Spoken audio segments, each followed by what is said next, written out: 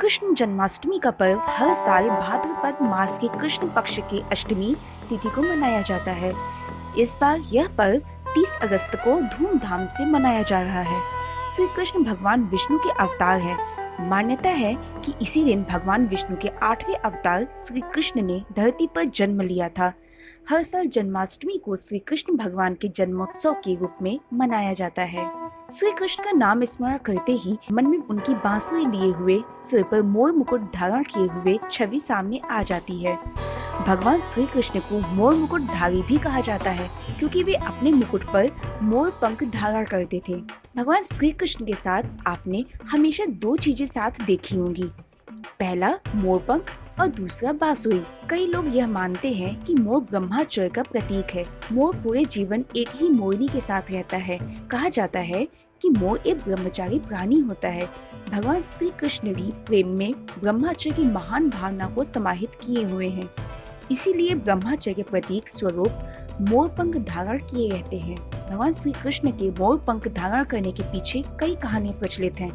कहा जाता है एक बार कृष्ण वन में घूमते हुए बांसुरी बजा रहे थे। उनकी बांसुरी की धुन पर पशु पक्षी नाचने लगे। उनमें कुछ मोर भी थे जो नाच रहे थे। जब संगीत खत्म हुआ तो मोरों के राजा कृष्ण के पास गए और अपने पंख तोड़कर जमीन पर गिरा दिए। इन पंखों को उन्होंने कृष्ण को गुरु दक्षिणा के रूप में दिया, जिसे कृष्ण ने हमेशा के लिए अपने मुकुट के ऊपर धारण कर लिया। एक कहानी ऐसी भी बताई जाती है कि जब राधा जी कृष्ण की बांसुरी पे नृत्य करती थी, तब मोर भी कृष्ण भक्ति में उनके साथ झूमते थे।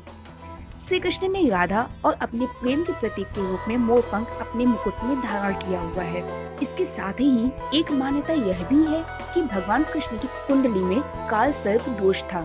काल सर्प दोष से मुक्ति पाने के लिए वे हमेशा अपने मुकुट में मोर पंख लगाए रहते थे। श्री कृष्ण के भाई शेषनाग के अवतार थे और मोर नाग का शत्रु होता है। मोर पंख को माथे पर लगाकर उन्होंने यह बताया कि मित्र और शत्रु के लिए उनके मन में संभाव है।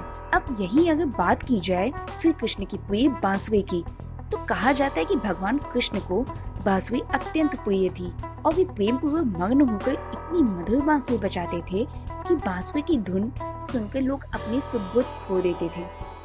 भगवान श्री कृष्ण को मुरलीधर भी कहा जाता है, क्योंकि ये हमेशा अपने साथ मुरली धारण किए रहते हैं।